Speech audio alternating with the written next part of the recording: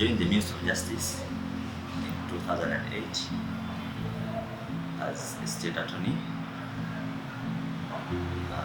whereupon I was deployed in the office of Administrator General. I have grown through the ranks in the Ministry of Justice while serving at the office of Administrator General, from state attorney to senior state attorney, principal state attorney, and in 2022 I was appointed to the position of Deputy Administrator General by His Excellency the President, following the advice of Public Service Commission. 3 years later, recently, I was again appointed as Administrator General by His Excellency the President, and again following the advice of the Public Service Commission.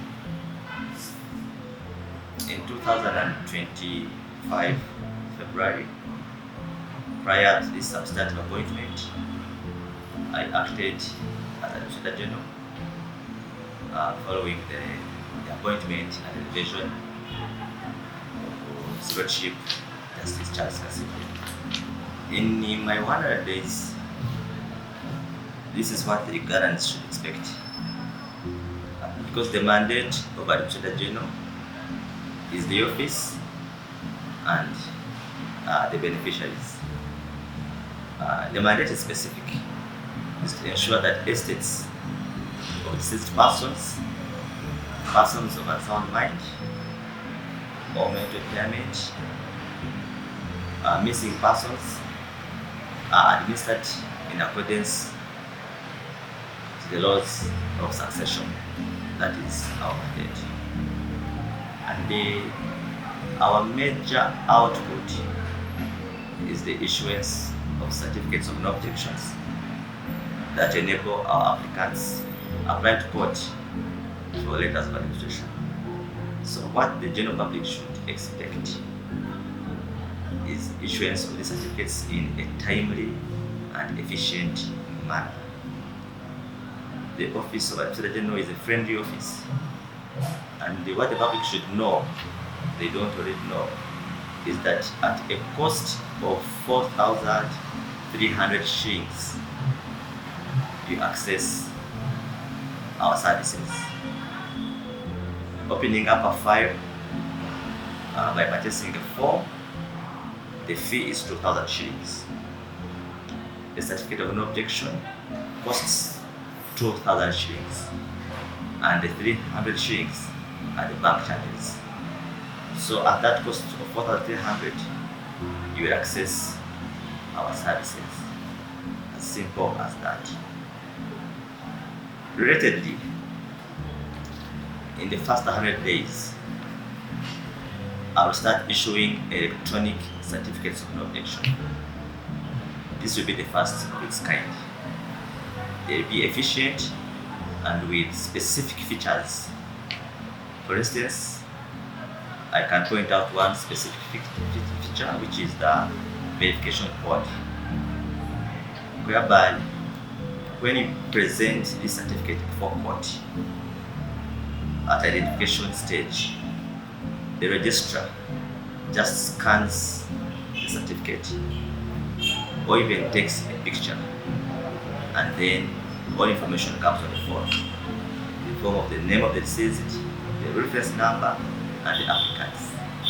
So it becomes easy to verify the certificate of objection, and there is no need of writing back to me to validate and authenticate the same.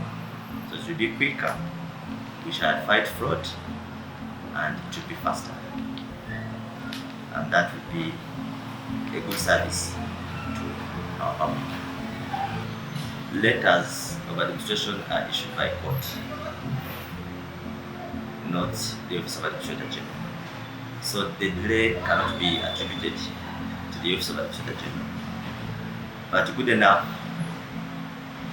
courts We have a good working collaboration with the court system.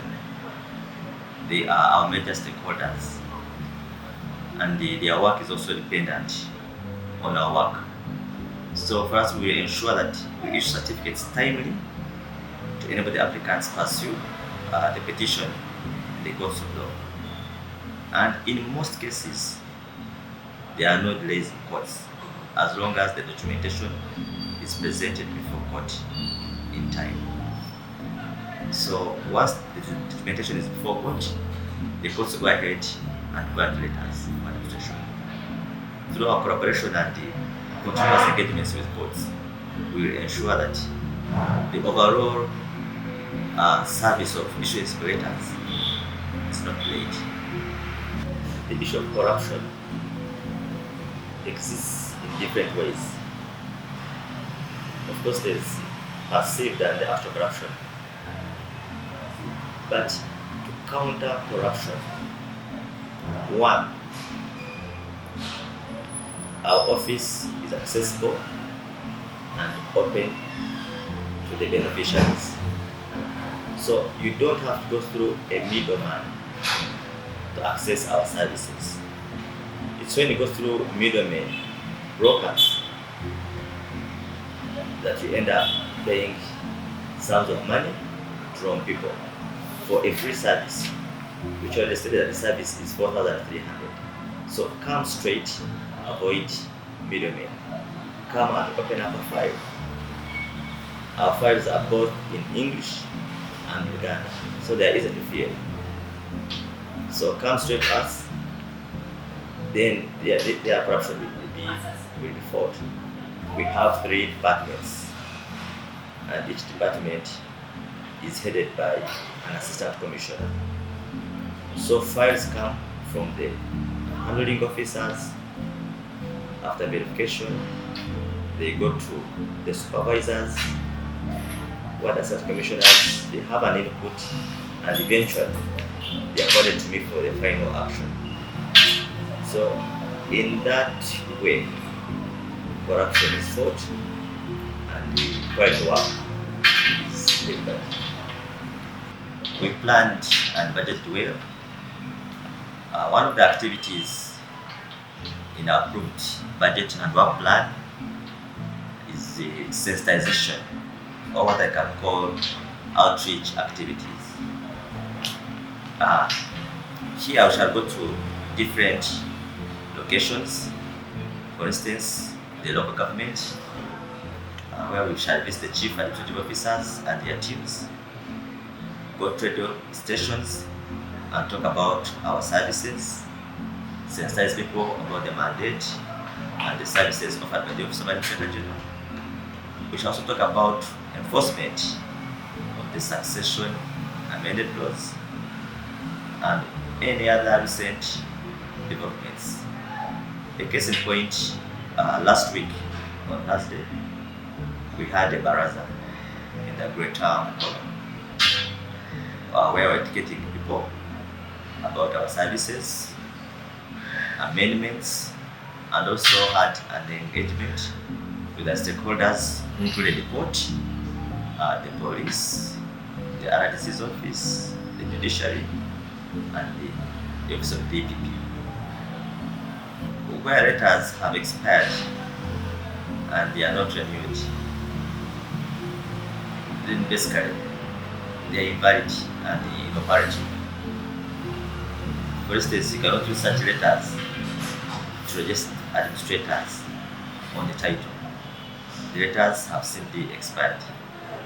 So my advice to the administrators or the applicants whose letters have expired is to go to court and apply for an extension. And it's as simple as that. Make an application to court as an applicant or applicants, and the beneficiaries will be respondents. Then court will decide whether or not to extend the letters and for a period that will be determined by court. As I talk now, the courts are doing their work, and applications for extensions are being had and determined. Some of the major problems I've been seeing in estate administration, one is fraud. Most people are no longer truthful or trustworthy. Instead of going through the proper process of obtaining a legal document, for instance, certificate of objection, some people prefer engaging middlemen who end up extorting and charging a lot of money and get documents from NASA Road. Instead of going through a normal process, get a proper document at a nominal fee. So fraud has been one of the problems affecting estate management, both here and with our stakeholders like Lands Office or even court. But measures have been taken to curb it, as already stated in form of the issues of the electronic certificate of objections.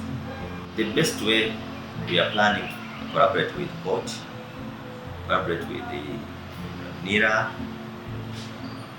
Lands Office, is that since we are now computerized and our stakeholders' offices also computerized, we now have to see how the systems can now work together. We have to ensure that there is a web-based approach, so that once they receive my document, they can easily tell from the system that this document is genuine or not. So we need to have our systems interlinked with our stakeholders, so that we can now work effectively together in administration of justice. Outreach activities. We need to move to the field. We have 7 regional offices so far in the country, but then the mandate of the Administrator General is national, where we serve over 40 million people.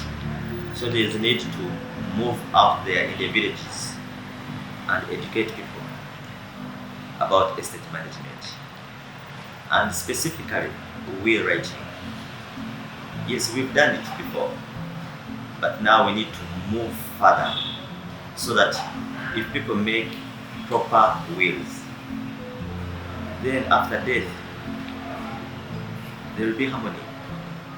So we need to go deeper in the villages, we need to be on radios, we need to sensitize, so that people can get to know the services of the Office of Administrator General. Because estate management and administration affects every person here in Uganda. The best remedy for an errant administrator is to have the grant revoked by court. But before we go to that, it is important for us as Administrator General and also courts to educate the administrators about their roles. Some administrators obtain letters and keep them. That's why letters have now expired. I think some do not know what to do. So they may not necessarily be errant, but they're ignorant. So it's important that the roles of an administrator of an estate are spelled out, so that they know what to do. And that's what we shall also encourage. We shall make publication to that effect, like we have always been doing, but we need to keep repeating it. And that should be one of our topics when it comes to the outreach activities or the sensitization programs. One of the reasons why we have backlog, I could say one is understaffing. As I've already mentioned, our mandate is national. We serve the entire nation. So we have few lawyers here with the support staff, but good enough, the ministry is recruiting state attorneys. We shall recruit about 25 in 2 months' time. The Attorney General, with Attorney General's